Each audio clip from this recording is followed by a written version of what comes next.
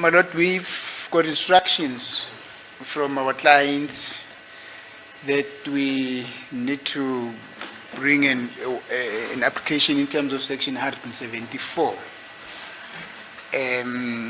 which instructions we communicated to Nansa of their defense, who is the Legal Aid South Africa.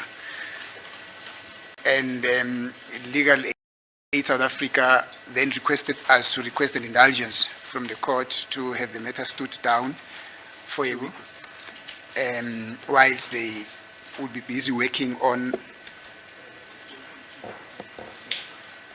their CMC. I don't know what that stands for, but I think it's a head committee there on the modalities regarding the application in terms of section 174, my lord. That's the position where we are now. Yeah.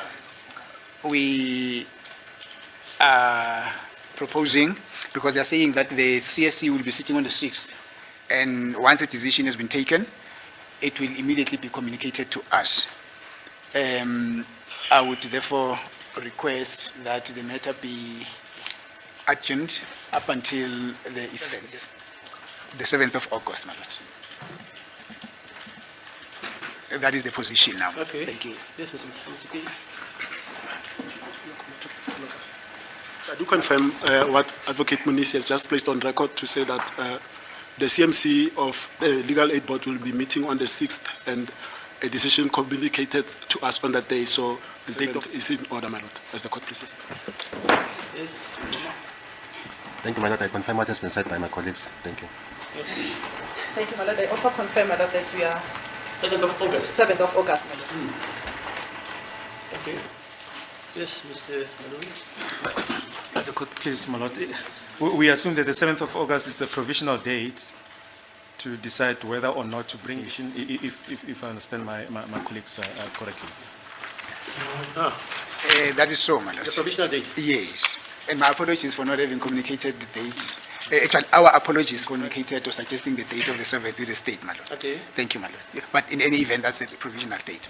As a court, please, my lord, that's in order. We don't have a problem with that. Kwethu icaleni ke manje ke yaba ithimba labameli benu liyacela ukuthi isweke ngemuva kokuthi kade khona ke inkulumo phakathi kwethimba labameli benu ke futhi novisi lapha kwa legal aid office laba abasebenza phansi kwalo ke ukuthi icala lihlehlisiwe hleselwe ilanga lesikhombisa ke ngenyanga kaAugust ekuthizeni khona ke kwisinqumo esoqhamuka ke ngemuva komhlangano ozohlalwa ke lapho ngaphansi kwamahhovisi ase-legal aid khona ke ngodaba lomnotho ke ngaphansi komhlangano othi CSC ke loyo ke manje sobuya ngelanga lange-7 ngobathi sikhona ke isicelo bangafisa ukuthi basenze isicelo sokuthi saka 174 application sokuthi nidedelwe ke licala noma amacala wonkana labantu basawona sebandedele. Okay. For those reasons, then the matter is remanded to the 7th of August, provisional date, as argued. Manje ke yasho inkosi enkantolo ukuthi ngemuva kwezathu ke lezi ekhambile kwameli benu ke icala bahlehlisa bahlelisela ilanga lesikhombisa ke ngenyanga kaAugust.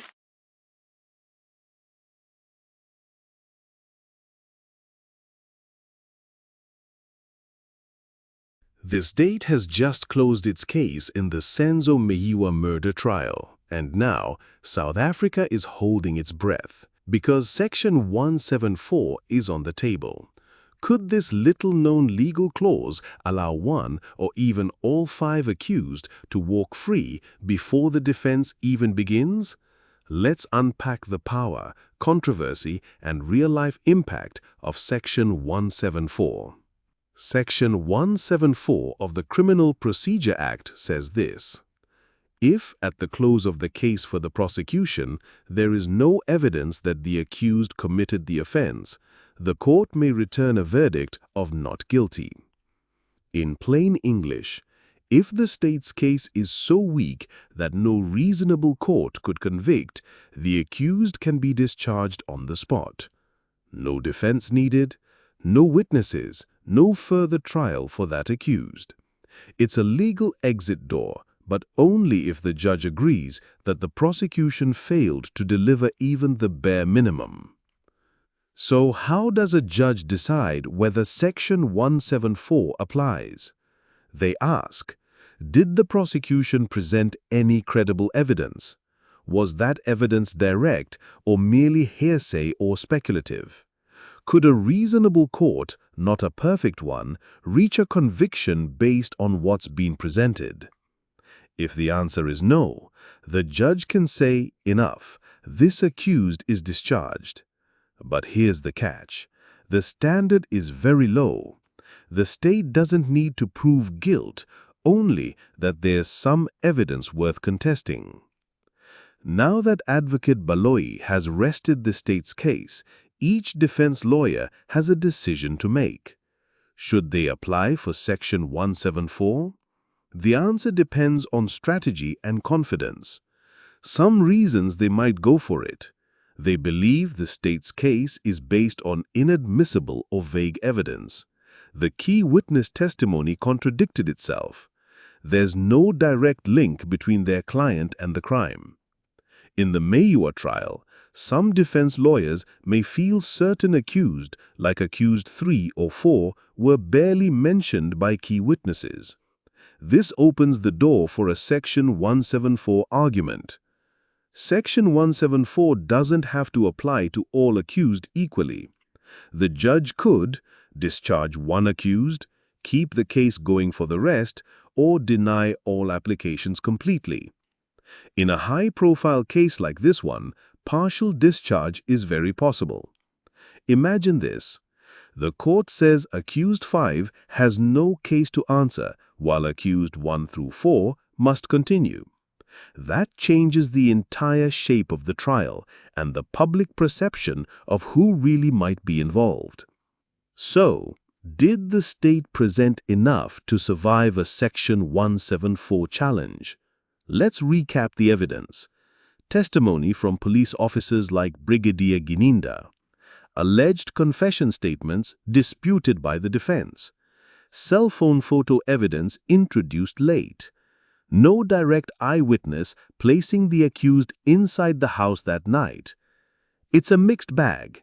The state's narrative is heavily reliant on circumstantial evidence and statements that the defense claims were coerced. Will that be enough to proceed? Only Judge Rebetha can decide. If the judge rejects Section 174, the trial moves forward. That means the defense will begin calling their own witnesses. Accused may take the stand or choose silence. Then both sides make closing arguments and the judge eventually delivers a verdict. But if any accused are discharged, they walk away right now without ever having to testify. That's the power of this legal moment. Section 174 isn't just a legal technicality. It's a make-or-break moment in one of South Africa's most emotional and complex murder trials. Will the judge throw out part of the case? Or are all 5 accused heading deeper into the fire? Stick with the Hot Seat SA as we cover the verdicts, strategies, and courtroom drama without fear or favor. Like, share, and subscribe, and let us know in the comments, should any of the accused walk free under Section 174? Welcome to the fire where the stakes ignite, where the questions burn hotter than the night. No escape once you're locked in the heat. This is your trial on the hot seat.